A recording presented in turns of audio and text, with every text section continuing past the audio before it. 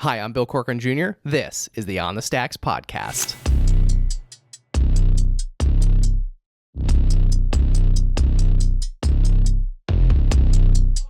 Oh yeah, whoa, look, they can never keep me down, I'm going, and if I ever fail, just know I'll go again. I never quit, cause I know that every loss may lead to another win. I'm going up.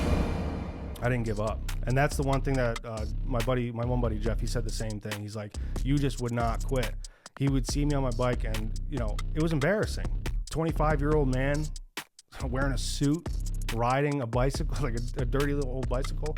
I just wouldn't quit though. And I think that attests to our success today with Perfect Storm. Today, I'm chatting with Paul Williams, co-owner of Perfect Storm Renovations, Kitchen and Bath. This episode is brought to you by the Pest Rangers. Finding insects in your home can be a real pest. I know I felt that way when I discovered termites living rent-free in my house. But thanks to the team at the Pest Rangers, I'm no longer bugging out over this issue. So if any creepy crawlers are cramping your style, there's no ifs, ands, or bugs about it. You gotta call the Pest Rangers.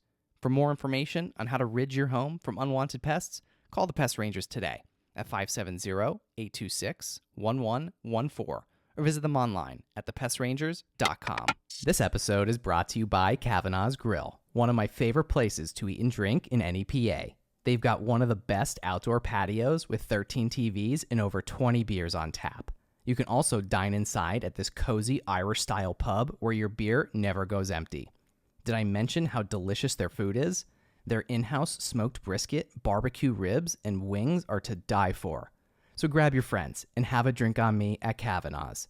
Mention code STACKS for one free draft beer with purchase of any entree when you dine in. Located at 163 North Main Street in Mountaintop, Kavanaugh's is open at 4 p.m. during the week and 12 p.m. on Saturday and Sunday during football season. Dine in today at Mountaintop's only Irish-style pub. This episode is brought to you by Burn, the fitness company behind the Today Show approved Burn Board. If I'm being honest, working out can be a real chore, especially as a new dad in desperate need of sleep and cardio. Burn is founded by NEPA native Jimmy T. Martin, and his Burn Board offers a low-impact core and cardio experience unlike anything I've done before. They have hundreds of on-demand workouts that are great for beginners, seasoned athletes, and out-of-shape podcast hosts who love supporting small businesses. My wife and I use it pretty frequently throughout the week, and it's honestly a great way to burn a ton of calories without burning a ton of cash. Not to mention, it's a great tool for skiers, runners, wrestlers, and hockey players. Jimmy is offering all On the Stacks listeners 15% off when they use the code STACKS15. Visit theburn.com today to get 15% off your purchase with code STACKS15 at checkout. Again, that's theburn, THEBRRN.com to get 15% off your purchase with code STACKS15. It's time to get on board today with Burn. What's up, podcast? It's Bill Corcoran Jr., host of the On the Stacks podcast here in the Blue Door studio, protected by our friends at Ritchie Security Solutions. Paul Williams, welcome to the show. Thanks for having me, Bill. Happy to be here. Yeah, man, I'm pumped you're here. First of all, I was a little nervous at first. I thought you were gonna fall asleep. When we started the show, I saw you on PA Live the other day, and you were sleeping as soon as this show started, but we got you awake and you're ready. Yeah, what's funny about that is my partner and I, Jerome, when we got on the show, we've been busting out of walls and doing all kinds of crazy stuff, but I had to come up with something that was a little different, and I made it up on the fly. Rachel went along with it. It was hilarious. Yeah. Everyone's like, what is he doing? My sister, actually, at first, believe it or not, like when I first saw it, I actually was like, what's he? I honestly did. I'm like, is he like all right? Like, I'm like, I was actually laughing, and I'm like, I don't even think he knows the show started. No, I was just... My sister texted me. She goes, I thought you died. Like, I thought you were dead on TV. Yeah, I thought like you were just doing something and like you legitimately didn't know the show started. I'm like, oh man, I feel so bad for him. He doesn't know.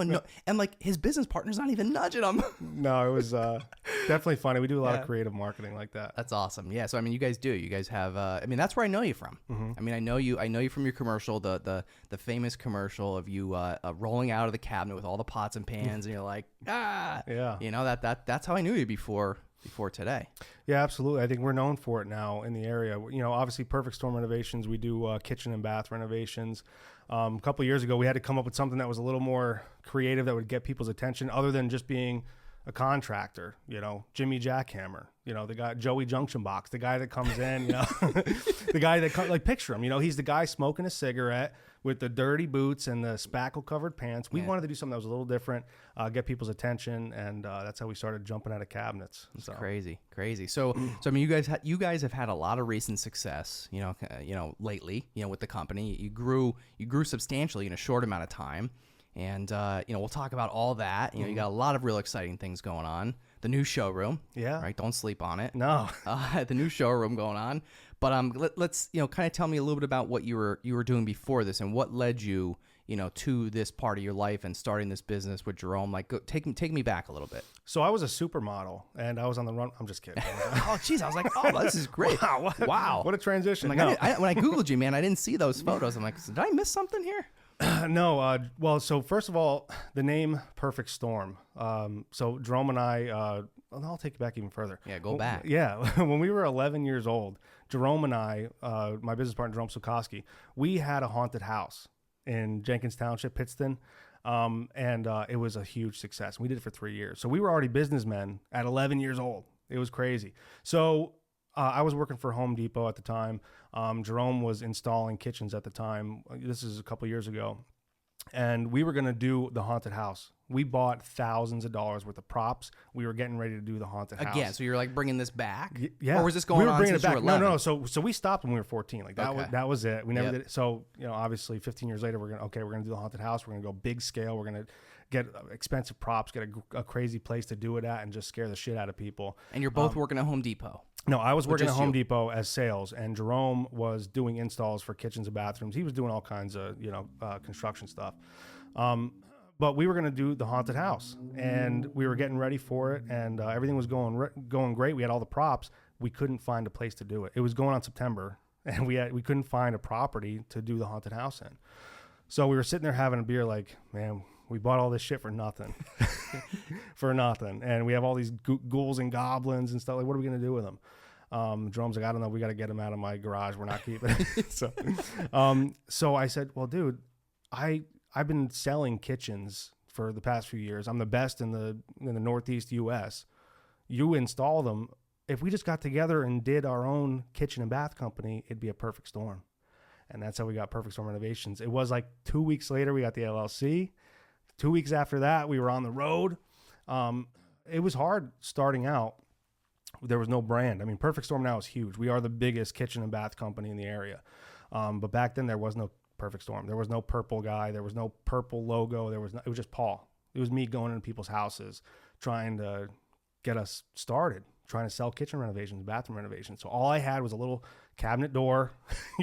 I couldn't even afford because I left my job. It was a great paying job. I was gonna ask you. So like, what did you do? Like, what was the timeline? Like, did you started this company and quit your job like kind of at the same time? How much of a gap was in between? Here's the problem. It had to be instant because I was working for Home Depot and I didn't want to. I could have been a scumbag and took their leads because they were putting me in people's kitchens on a daily basis, trying to sell refacing. And the homeowner's like, well, I just want to get new cabinets. I'm like, well, I own a cabinet company now, so I could do that, but I didn't want to be a scumbag, so I just pulled the chute. And I said, I'm not going to do this. I'm not going to tempt myself. So I got out of there, and then, it was pretty quick. And then within like 2 weeks, I was on the road trying to sell our stuff, but I didn't have a pot to piss in. I had no money, so I was borrowing money to drive to homeowners' houses to give quotes. And I remember, those were tough times starting the company. Like literally no money. No money. I had no money. So I was borrowing gas money, not to do drugs, not to get a drink. I was borrowing money to drive to people's houses to give quotes because they're like, hey, come out and give me a quote.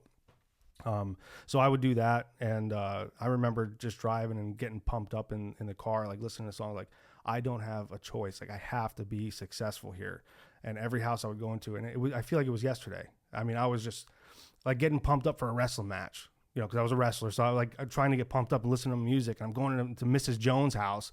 Like, I'm going to kick this lady's ass. Like, we got to get on the road here and get started. All I want to do is do really good kitchen and bath remodels in Northeast PA. I'm not trying to, hurt anybody or anything, but I was pumped up. And with that motivation, that's what got us started. You were ready. I was ready. First year, $1 million. That's crazy. First year. How did you do it? On the Stacks will be back in a flash after a word from our sponsor. When a tractor trailer gets in an accident, you can be assured there's almost always serious injury or unfortunately death. When these tractor trailer accidents happen, you need to get your lawyer involved ASAP. And when it happens, they're at fault. But you need the lawyer who can prove that fault. And that's what we do here at Anslow Law Offices. Now we're back on the Stacks. I was sleeping. I don't know. That's right. No. So once we got started, Jerome would install the first few. I was still on the road, and I was wearing dress clothes at the time because I would try to bring a professional image to kitchen and bath remodeling. And I would go into people's houses wearing my dress clothes, trying to sell our products. And then at the end of the day, when I was done running quotes, I'd go help Jerome install. So I'd be wearing dress clothes, smashing tubs and stuff, So it was crazy in the beginning. It was just me and Jerome. And then by May, in the first year, I started racking them on, and a lot of sales started coming through. Then we were getting a lot of pictures of jobs. We used to sell like bath remodels where we would lose money. And I told Jerome it made sense. We have to do this for the pictures. We need the before and afters. We're not going to use stock images. We need our work put on there. So we would just do shit for free just to get the pictures and get the Google review, and then everything started piling on. By May, June, we started hiring crews because we couldn't do it by ourselves anymore. We started hiring a sales team. By the end of the year, like I said, $1 million. Second year, $2.2 million. And this year, it's a lot more. Yeah. Sorry. So you started this in 2019. Yeah. Right. Yeah. And then we all know what happened a few months after you started the company, right? 2020. Yeah. The famous shutdown. The pandemic. Yeah. My angel. How'd that affect you guys? It was great. I mean, I don't know what it was. It just, the stars aligned, and people were sitting at home. For some reason, they had money and they wanted to spend it. They were looking at their old kitchens and their old bathrooms, and they wanted us in their homes, and it was unbelievable. We saw a huge spike in sales. That's what really got us on the road. Wow. That's crazy. Yeah. And then, so we were talking about your studio here. It looks great, by the way. Yeah. I wish I would have known you 2 months ago, man. Yeah. Right. Busting my ass here every day until like 11 o'clock at night. I could have came smashing through that wall. I wish you would have. But yeah, so we were in a small spot in Wilkes-barre for 2 years, 1,300 square feet, really small. But we were doing a lot of business. So we were there was no room there. We couldn't even fit cabinet. We were crawling under cabinets. It was crazy. It was so small. But we were making it work. We had a small dumpster in the back. Like, we were ripping out people's kitchens. We had nowhere to put the stuff. Going in the dumpster in the back of your place. Yeah. And then the same dumpsters, which we were at, there were bums that were pooping behind the dumpster. Oh my God. What a shit show. It was a shit show down there. And, but you got to start somewhere. So we were there for 2 years, and then, we had the opportunity to buy our new building, which we bought last year. And, it was dilapidated. It was the concrete was all cracked. The building was sinking. The crack was so big, it looked like the end of the world, like an earthquake shattered the building, and it was a 6-inch wide hole in the ground that was like 20 feet long. So it was just really bad, not a good use of space. But Jerome and we had a vision of what we were going to do in there, and we got right to work. We brought excavators in the building, chopped it all up, and poured new cement, built all new walls, offices, utility rooms, pallet racking. It's a perfect spot, and it's a nice showroom, and everyone loves it. Perfect storm. Perfect storm. It's a true perfect storm building. That's awesome, man. Congratulations. Thank you very much, and congratulations on this one, man. Yeah, thanks, dude. It's this is only like the. Oh, geez, I forget. We're only a few episodes into this new studio here, so it's like, the last few months for me have been kind of just like a whirlwind, as I'm sure you know and experience kind of how that goes in the middle of a renovation and a move and growing the business and all that stuff. So it's like it's an exciting time. You're juggling a lot, but I'm happy to be here and be part of it. Like, been on the first few episodes in the new place. Yeah, man, I'm happy you're here too. I really wish you would have like just ran right through that wall, but. I'll settle for this. The next place. Yeah. There you go. Fair enough. The next expansion, you're gonna run through the wall. It's a deal. Yeah. One take, right? Yeah, they call me One Take Williams. Yeah. Why? Because I do everything in one take, man.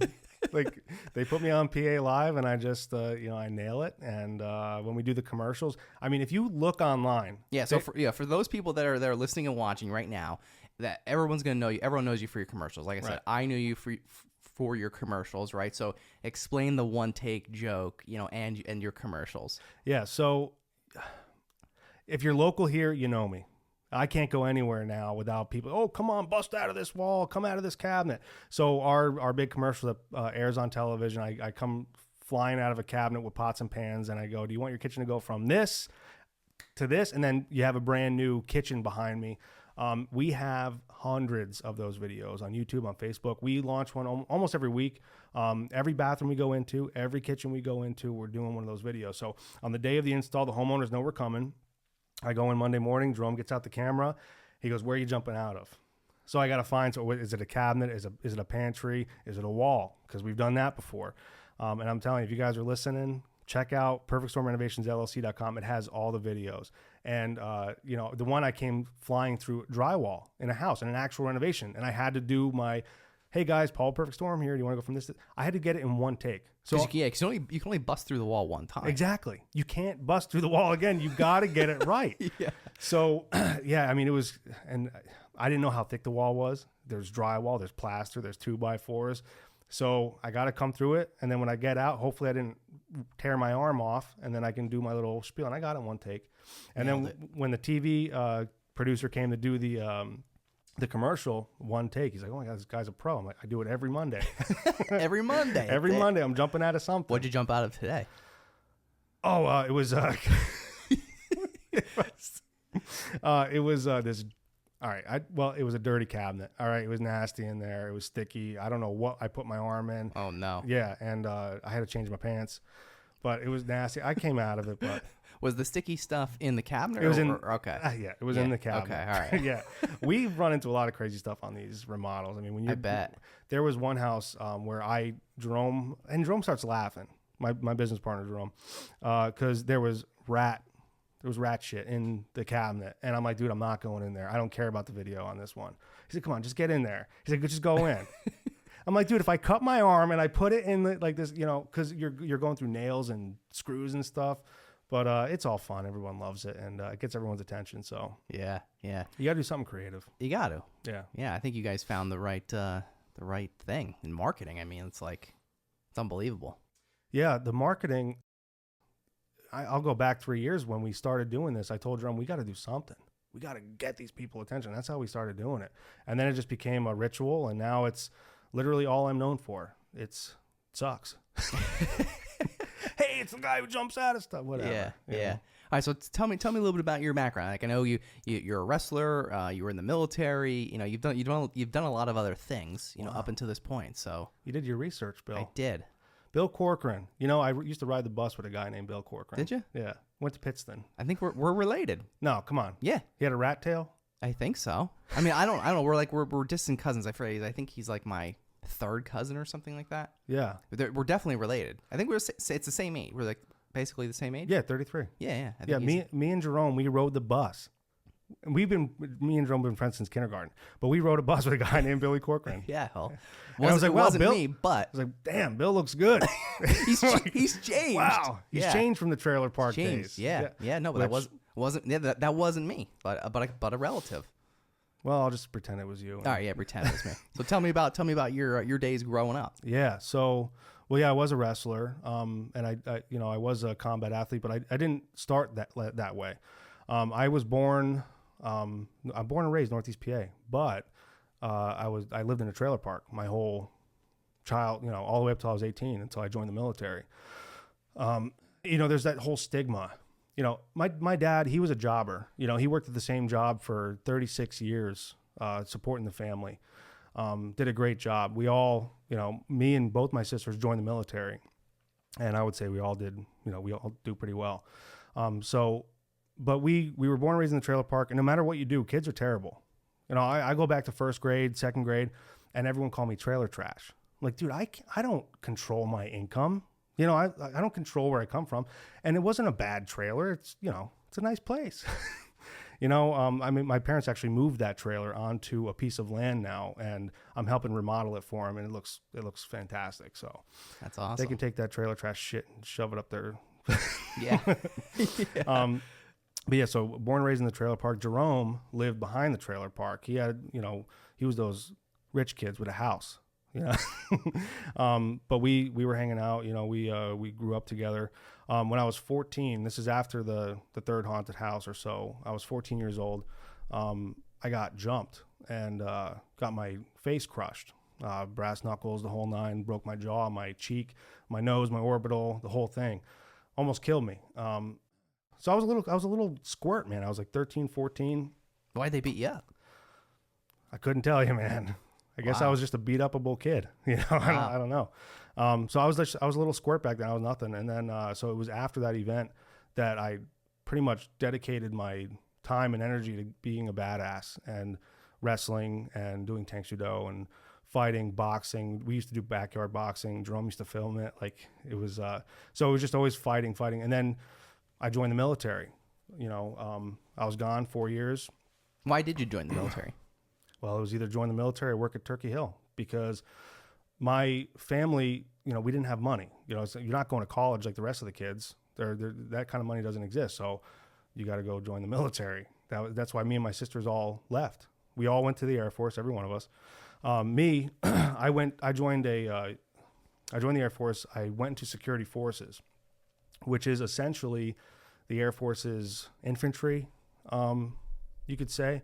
But the unit that I was in was a special unit. It was called the CRG, Contingency Response Group.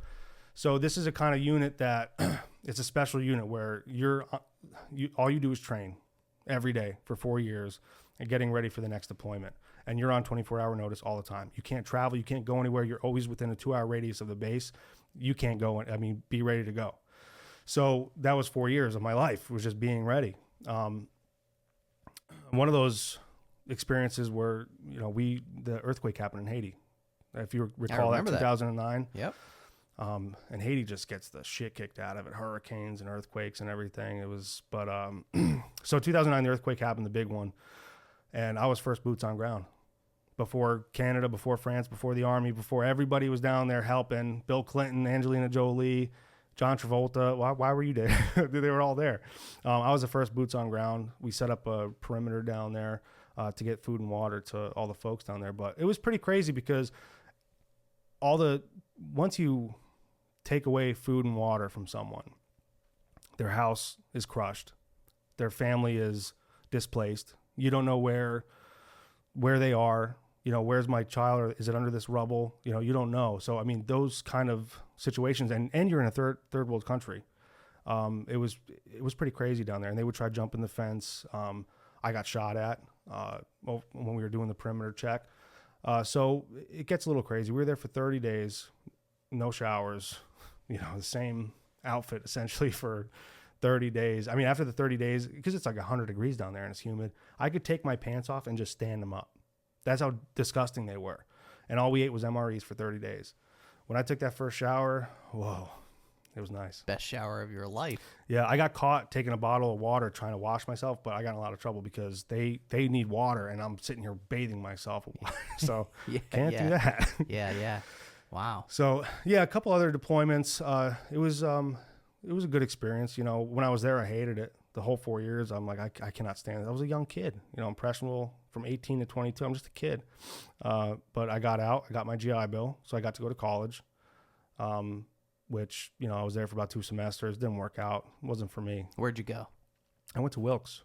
And yes, I did wrestle in high school, and it was my passion. But what I was really good at, what I was really fucking good at, was running. I mean, I don't know what happened after high school, because I ran cross country. I know you ran cross country. Yeah. We ran against each other, and I don't even think we really even knew it. I guarantee you, we were running together at some point. And I know, because I was always that kid that would always like.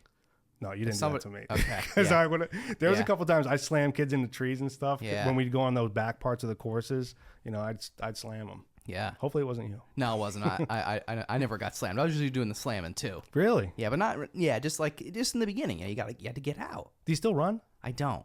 dude, I don't run at all. I hate it. Yeah. Yeah. Yeah. I think, because I'm sure you can agree to this statement, but I think I ran so much in high school. I ran my legs off me. Yeah, dude, college, military, high school. I remember when I was at Wilkes and we were running cross country, there was a point where I was running like 80 miles a week. I'm like, dude, this is crazy. I don't even like this anymore. I should have wrestled. But yeah, I ran cross country at Wilkes. I was going to be a teacher, which essentially I am now, because I teach sales seminars. But yeah, I was going to be a teacher, and then it wasn't working, man. I was a young kid. School's not for me. Dropped college out. Thing. Yeah, college. Wasn't for you. Wasn't for me. So I started getting jobs, bouncing around. Had a couple of good jobs. I started to break the glass ceiling a lot of these places. I managed 3 gyms at one point. Like I managed a Planet Fitness, an LA Fitness, and a Retro Fitness. So I was doing that. Managed a car dealership. But no matter what I did, it was like I was hitting the glass ceiling. And when I first got out of college, that's when things, I lost one of my jobs, and I hit some hard times. And at one point, I was riding my bicycle to work because I lost my car. And Jerome can attest to this. He saw it. He saw it firsthand. My buddy Jeff, he would drive by in his 350Z in the middle of the night laughing at me because I was right. So I worked at the casino as security. Not a good job, and at Guitar Center because I play guitar. I was like, oh, that would make sense. It's the only job I can get. Crazy story about Guitar Center. They wouldn't hire me as sales. Wow. They wanted me to work in the warehouse. I'm like, Their mistake. big mistake, man. Huge. Yeah. But anyway, so I was at the casino, which is down in Wilkes-Barre, as you know, and the Guitar Center and music. So I worked all night at the casino. I'd get my bike, unhook it. It was a $10 bike I bought at a yard sale. I rode that bike all the way to music in the morning, which that's like 25 miles. It was crazy. And it was, all the way up that hill. And it was December. I mean, the sweat was coming off my back. I'd get into Guitar Center, and then I'd work in the warehouse all day, and then ride my bike back down to the casino because I just wouldn't give up. I was like, I had to make some money. You can't just not work, right? So that's what I did.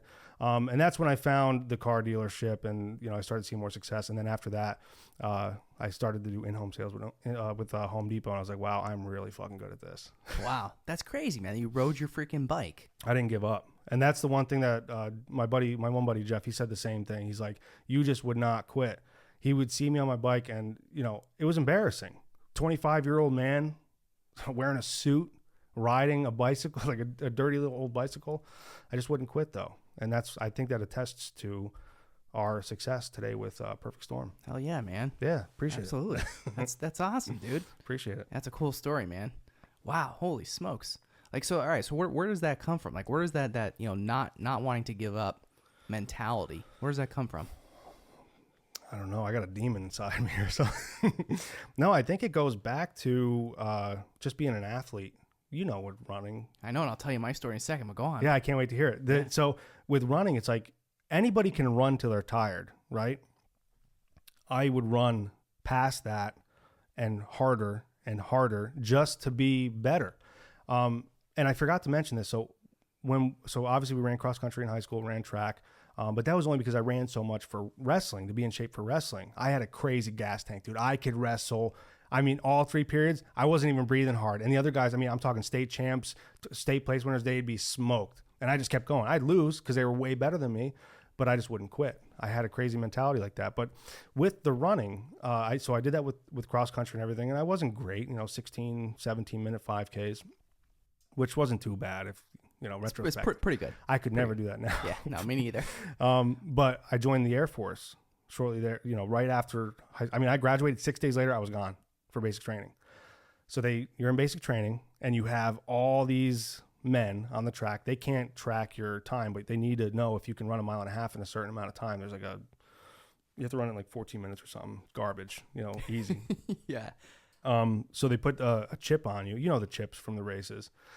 I'm in BMT, basic training, and everyone's yelling at me all the time. I'm in a stressful situation, and we did the 1.5 miles, the first one. I broke the Air Force record in the 1.5 miles. No way. 7:12. Yeah. That's awesome. So now when I crossed that finish line, I was gassed because I really did. And I had to run around all these slow pokes. And they're like, you're not done. You have 2 more laps. I'm like, no, I'm done. And these are get your ass back on there. You're not done yet. I'm like, all right, whatever. But it wasn't until they had the chip and it said 712. So they put my name up in basic training up in the dining hall, whatever it was. You can't even look up anyway. You have to look at your tray. But my name was up on there for I don't know how long until someone else beat it. Wow. Yeah. That's crazy. Yeah. So my peak was where it was basic training. Yeah. Wow. No one's going to know. So what's the athlete thing in you that really, I think that's what it is. Just the athlete thing. I just need to be the best. I need to, at least try my hardest. I remember watching Rocky when I was like 16 and I just like that underdog, or going back to when I was a younger kid and I got my head smashed in. I'm like, I never want to be in a situation where I'm a victim again, ever. I want to be confident when I walk in a room. I want to be confident when I walk into that conference. I want to be confident when I get on this podcast. I want to be a badass. You want to be confident when you smash through that wall. Right. Confident when you jump out from that cabinet. You have to. You have to.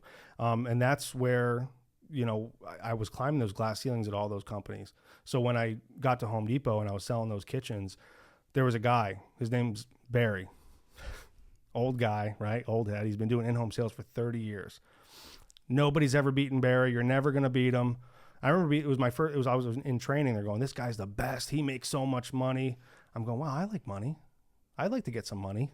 Yeah. How do I make that? How do I do that? And and this guy was an arrogant prick, and he was a dick, and I couldn't stand being around him. I couldn't stand him. But everyone's saying that you can't beat him. That motivated me. So I had to be good for a whole year because at the end of the year, they do the Christmas party and they say, who's the best? Just for that, I did a whole year of grinding. 1.2 million for Home Depot in the Northeast. I beat Barry, he's never been beaten, 30 years, and I beat him. So I was like, okay, this is my niche. Like, this is what I'm really good at, is in-home sales, in-home design, and dealing with homeowners. Move over, Barry. Yeah. Yeah. You dick, I hope you're watching this. Barry, are you watching? Where's Barry? Look at me now, Barry. Yeah, so no, kind of going back to like the athlete thing, and I think it's kind of interesting that both of us have this martial artist also background and running. I didn't wrestle, but we've done multiple of the same sports, which is just which is interesting because for everybody listening and watching, we didn't know each other until literally 4 days ago. Yeah, now we're best friends. Exactly. Yeah, exactly. Yeah.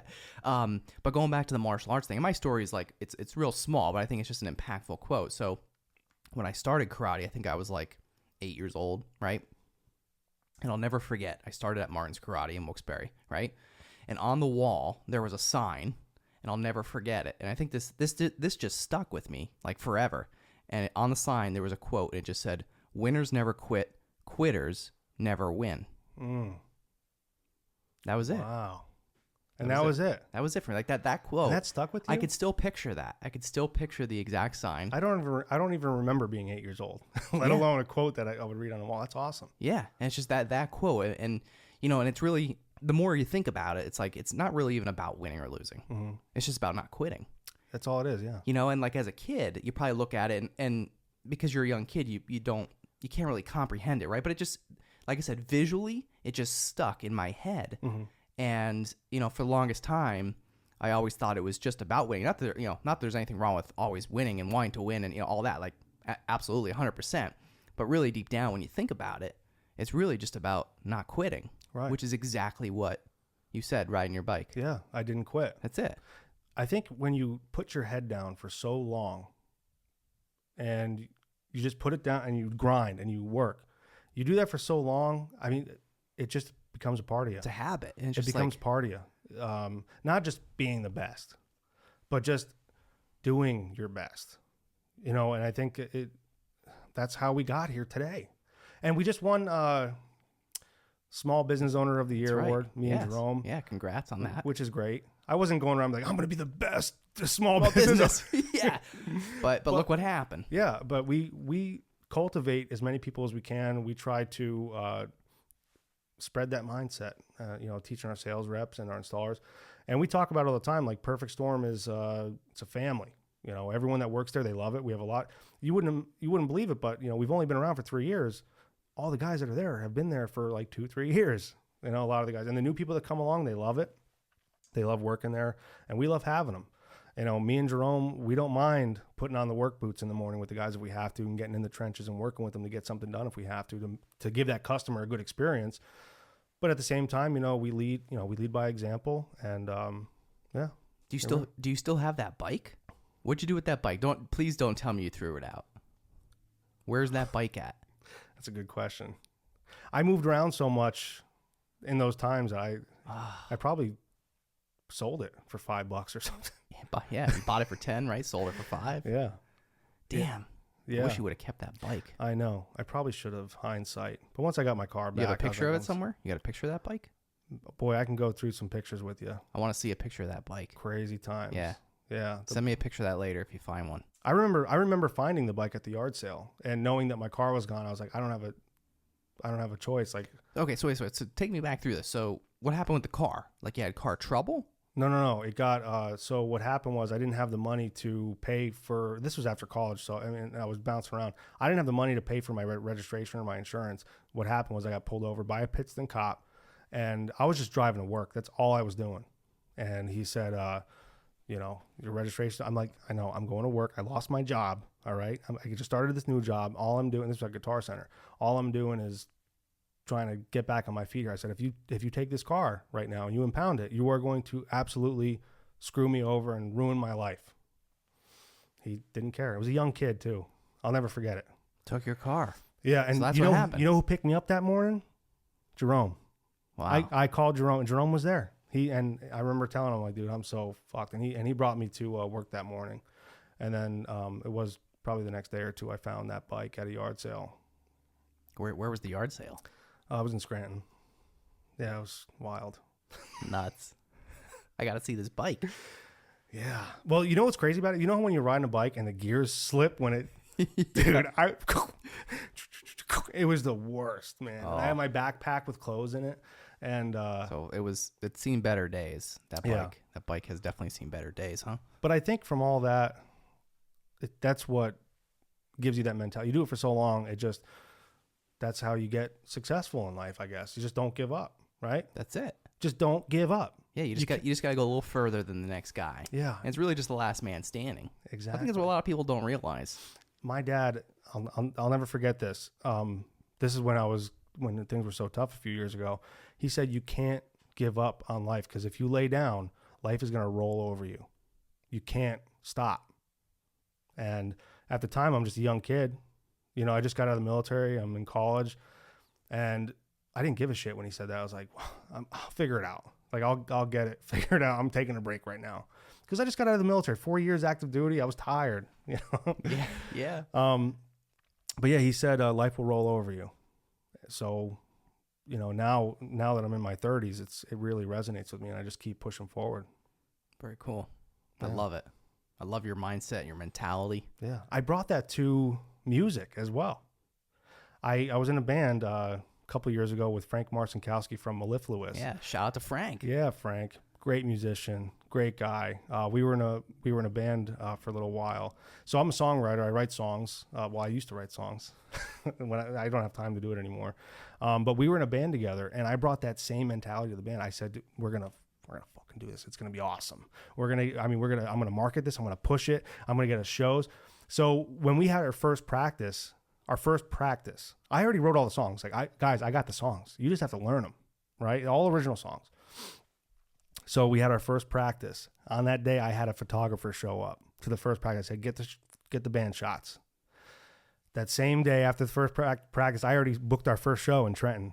So it was crazy. So I brought that same mentality. I'm not sure, if they were ready for it or not. Yeah. I was like, jump on, guys, I'm going. Let's go. Yeah. So we played some sick shows, man. We played a lot of good music. We were obviously, in the music studio. We had a couple of songs recorded. It was a blast, man. Where'd you learn to write? Oh, while I was in the military.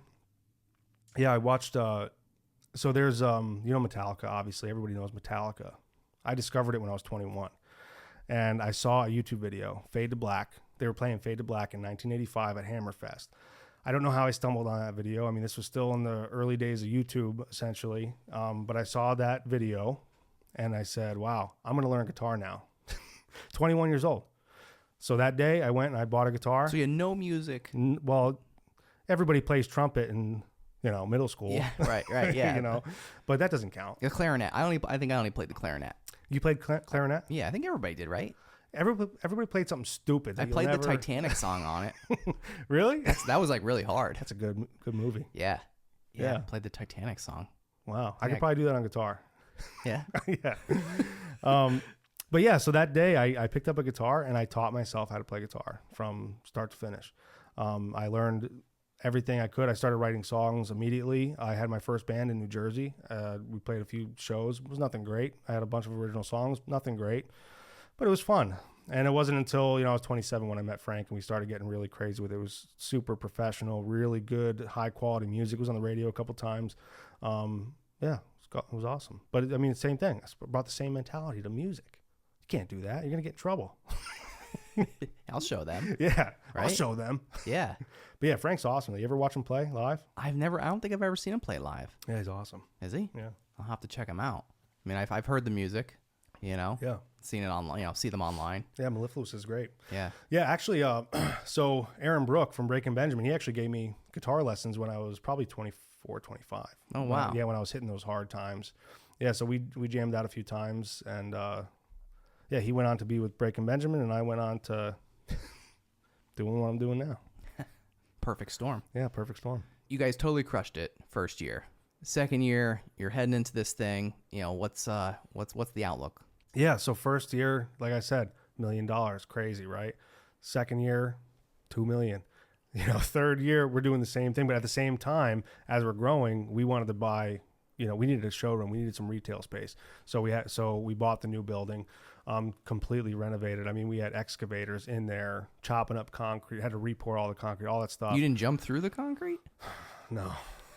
You're not there yet, right? No, dude, it was a nightmare in there. I'm telling you. So we got the showroom all up and running and everything like that.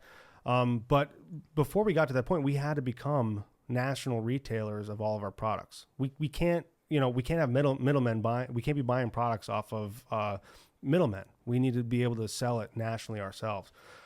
So second year, we're reaching out to our cabinet suppliers, Forevermark cabinets that we use, great cabinets, and we were bothering them every day.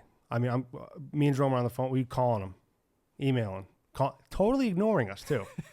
They think we're just Perfect Storm Renovations. They think, oh, this is Jimmy Jackhammer. Two little guys, yeah. Like we're not big. Nobody knew us yet. I mean, up until that point, everybody was laughing us out the door. I'm talking banks. I'm talking our suppliers. I'm talking just anybody. Would just be like, these guys are a joke. Yeah, they're not going anywhere. Yeah, right? they're nothing. So they didn't really respect us enough to give us a time of day. I mean, we just kept digging at them, right? So we finally got the cabinets, and then we got another cabinet line.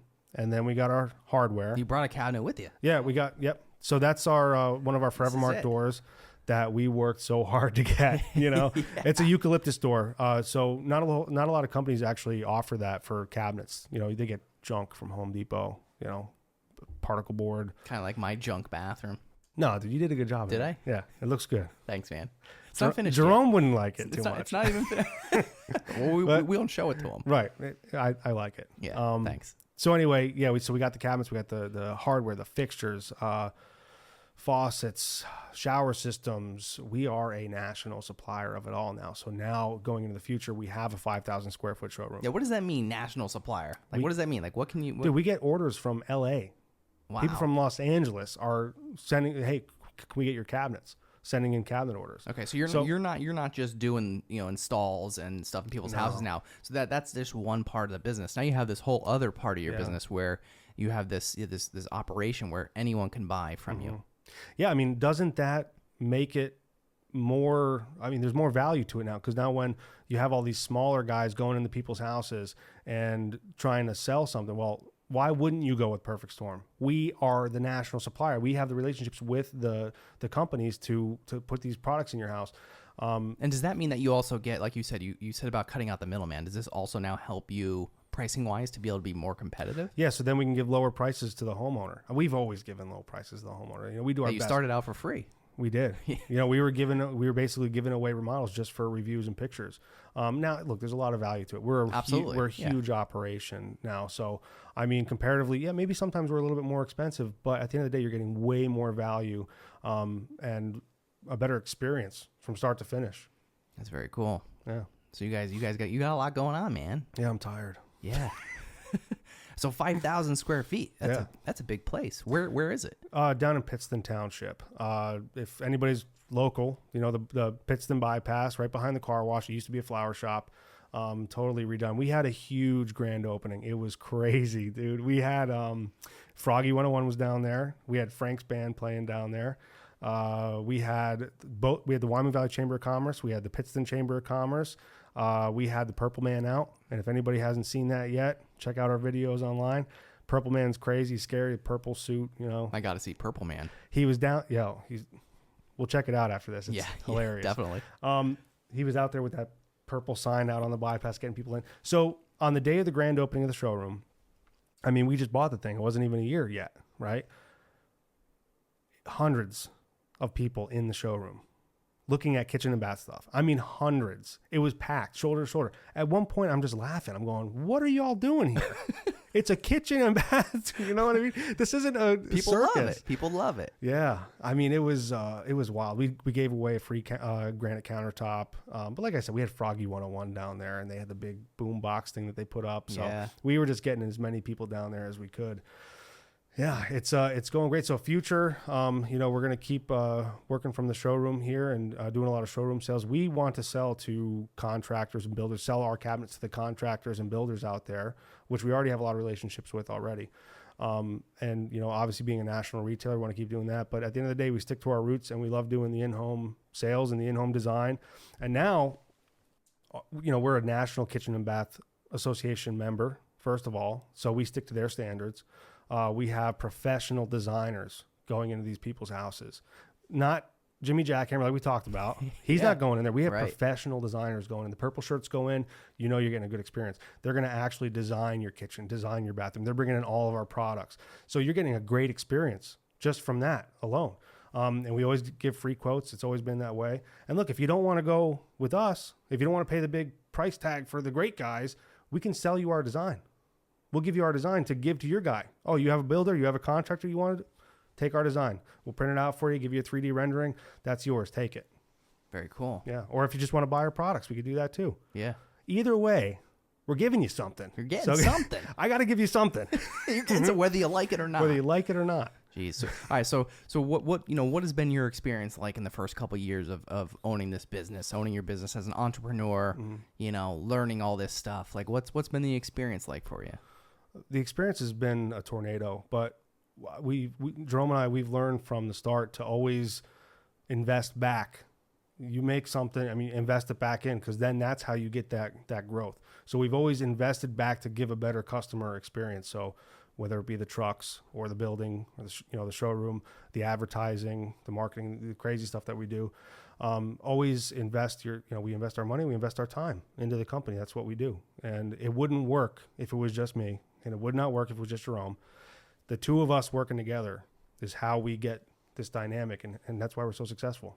True perfect storm. It's a perfect storm. I love it. Yeah. Yeah. So all right. So your part of your role is like the sales and the marketing. And now what are you doing now? Like you're training some salespeople. I know this is something you're probably super passionate. I can tell by the look on your face. You're like real passionate about that, right? I am. Salespeople, like, they see it, they get kind of annoyed because I get really into it and I'm pounding on the wall. I'm like, pay attention to what I'm saying. Yeah. But yeah, so when we first started, I did sales, Jerome did install, because it was just the two of us. We didn't see where it was going. So now we have a huge sales team, design team. And we have a whole bunch of installers. So obviously, so we train our sales team and our designers to do what is in the best interest for the homeowner. Because sometimes homeowners have ideas in their brain that aren't good. They'll want to do something like taking out a wall that's structural that you shouldn't take that down. They just don't know. They don't know. So that's where our professional designers go in and give you that insight on what you should be doing. And they help design too, and they help the choice. They know the trends. Like I said, we're a member of the NKBA. So, you're not getting just, oh yeah, I'll put in your white cabinets, 20,000. That was good. No, I like that. That's what they do, man. Yeah, if you've ever seen them, like, I'll get back to you with a quote. They never get back. Is that the smoker's voice? Yeah, there it is. They're out there with their muddy boots on, and they're walking their muddy boots in your house. Yeah, still blowing that little bit of smoke in the house. Even when you come in, like when they come in, they're like, and they come in, like, there's still like some coming out of their mouth. Where's the kitchen? Let me get in there. It's crazy, man. And we always do the one eye, you close it. Yeah. And, So you guys, so you guys are really trying to also change the way that people look at contractors and people that come and install this stuff. You guys are really trying to change the industry. Yeah. Is that, I hate that word contractor. That's the thing. Okay. So the rest of the world, what are you trying to say? kitchen and bath, K&B, kitchen and bath, perfect storm renovations, kitchen and bath. We are not a contractor. I mean, we painted that image for you guys today. Like, that's the bad guy. You don't want that guy doing your remodel. There's nothing wrong with guys working on the side. But you're just trying to change the image of the industry. Right. If you want a good experience, you want a professional company doing the work. So that's why we're changing. I mean, the rest of the world, the whole world is very professional in kitchen and bath. I mean, there's standards. It's just a very professional kind of culture. Here in Northeast PA, it's always just been my contractor, my guy over there. The guy that, if you don't want the guy who's doing your roof, doing your kitchen. It doesn't make sense. You want cabinetry experts, floor plan and spec experts on kitchens, right? Same thing with bathroom. Because when you get those guys that they do roofs and they'll put your bathroom in, you're going to get leaks and you're going to have some issues. Yikes. You don't want that. We see them all the time. We fix them. We always say pay right or pay twice, because we're going to charge you too. The guy messed it up. You paid him. Now we're going to come in and we're going to fix it and we're going to start over. Yeah. Yeah. Yikes. What are some other do's and don'ts for the newbies out there? For the newbies? Besides come to you. I mean, that's the obvious answer, but like... Are you talking about like customers that... Yeah, like anyone. Like someone, like, a customer walks in and they're totally new, never did a renovation, never had a renovation, maybe just bought their house and are looking to update things. Like, where does somebody start? We make it so easy. It's so easy. All you have to do is call us and we'll go in for free. The designer's going for free. I mean, this is a high-end design that you're going to get. Up to 4 hours. Sometimes they go like 5 or 6 hours on initial consult. They'll sit down with you and walk you through the steps. You're not just going to get thrown to the wolves here. Well, I got to get my quotes from these guys. I mean, we're going to come in, we're going to guide you along the way. We're going to tell you what not to do. And, sometimes it's don't go with that other guy because it's not a good idea. Yeah. Yeah. What do you say? Jimmy Jackhammer. Jimmy Jackhammer, man. Yeah. We talked about doing a commercial with that guy because me and Jerome always talk about, we got a bald cap for Jerome. So we we're going to put a bald cap and put like fake tattoos on his neck and stuff. And dirty boots, and we're gonna do a commercial where he walks in and he does the Jimmy. And there was gonna be a scene, right, where Jerome's laying on the couch with a bald cap on, and he's laying on the couch and he's got beer cans all crushed up on the coffee table, and he'll be sleeping, right, and the phone's ringing and it says customer, and it's ringing and ringing, and he's just sleeping on the couch with the, because they don't answer the phone, they don't get back to you, right, yeah, kind of thing. So we were gonna do the whole spiel with it. We might still do it, but yeah, I think you should if we have the time. Yeah. We'll get to it. We love doing that creative, fun stuff because, like I said, we started with the haunted house thing. That's all creativity, Yeah. So you guys do. I mean, you guys have a lot of a lot of thought and process, going into your marketing, into all the content you guys produce. I mean, it's a lot of stuff. Yeah, and we have to stay on top of it. So it's easy to get distracted from it because we always want to stay on, getting the installs done. It's huge. I mean, you're doing major remodels and you're trying to get them done really quick. There's a lot of, structure and stuff that you want to have for the homeowner, and it takes a lot of energy out of us to stay on top of it. And the same thing with the design team, having those meetings and constantly stay on top of it. Like, I know right now my phone is going off the hook, and I'm, we're sitting here right now, but right? Yeah, I got to get back to it because my designers are in houses right now. They'll be in your house till 10 o'clock at night if you want them to. Wow. They'll tuck your kids in, the whole bit. They'll eat dinner with you. Wow. Well, this is like full service here. Yeah, Jerome used to make fun of me. Yeah, why? Because I love in-home sales. I love being part of that family and being part of the whole experience. If they're making a cup of coffee, can I get a cup of Joe too? And the one time there was a homeowner who they were having pizza, they were having dinner. And like, oh, do you want to sit down and have a slice? And I'm like, yeah, I'll have one. I'll take one for the road. Like, and Jerome's like, what the hell are you doing, man? But it's what I do. I love doing in-home sales. And because the thing is, you always get to meet new people. You're always in a different room. Because think about a 9 to 5. You're behind the same desk all day long, every day. I have the ability, my designers, the people who work for me have the ability to be in a different house every single day. I mean, well, sometimes the installers will be there for a week, but then you're on to the next house. You're never stuck at the same place. You're not in the same factory. You're not driving the same truck every day. You're in a different house with a different homeowner every day. It's a great experience. Yeah, you guys are constantly going, constantly building. Yeah. Literally. I'm telling you, I'm smoked, dude. I'm so tired. You need to take a nap. Yeah, that's what we got to do. Jerome has videos of me. Like we'd be installing, like in the beginning, the when we first started, and I'd fall asleep on like a box of tile or something because we were just smoked from working so hard. But we keep working hard. Yeah. We got it. Did you ever think like when you guys first started that you'd be where you're at today? Here's the thing. I knew it. I fucking knew it, dude. I had this envisioned. I knew it was going to happen. And you know, every day I was like selling it to Jerome. I'm like, dude, this is where it's going to go. He'd be like, oh, I don't know. I'm like, I'm telling you, we're going to do this. Watch. Next year, watch this. And it seems unreal. But now what's crazy is we have these conversations and it's like, hey, next year, wait till you see this. And Jerome's like, hell yeah, like we're going to do it again. It's just, it's our mentality. We just love it. You know, it's the grind, but what else are you going to do? Right. Yeah. So all right. So what are you doing next year? You got any big secrets you want to reveal? Or I might take a vacation. Yeah. You know, take a nap on the beach. Yeah, I got to spend more time with my daughter. I love her. You know, she's my motivation. That's why I work so hard because, you know, for my daughter. We started this, my daughter, I still had to provide. That's why I was so driven, and I'm still going to keep doing it for her because I want her to look back and be proud of dad and, you know, what I could do for her. How old is she? She's 5. What's her name? Emma. I'm wearing socks right now with her face on it. Yeah. Oh my God. You think we can bring your foot up here? Dude, let's I don't do jiu-jitsu anymore, so all right. I don't know. Look at Can we get it in there? I think so. Might need to go. Oh. I think so. Maybe we might have caught a little bit. If not, we'll pause it. That's my daughter on my socks. I love that.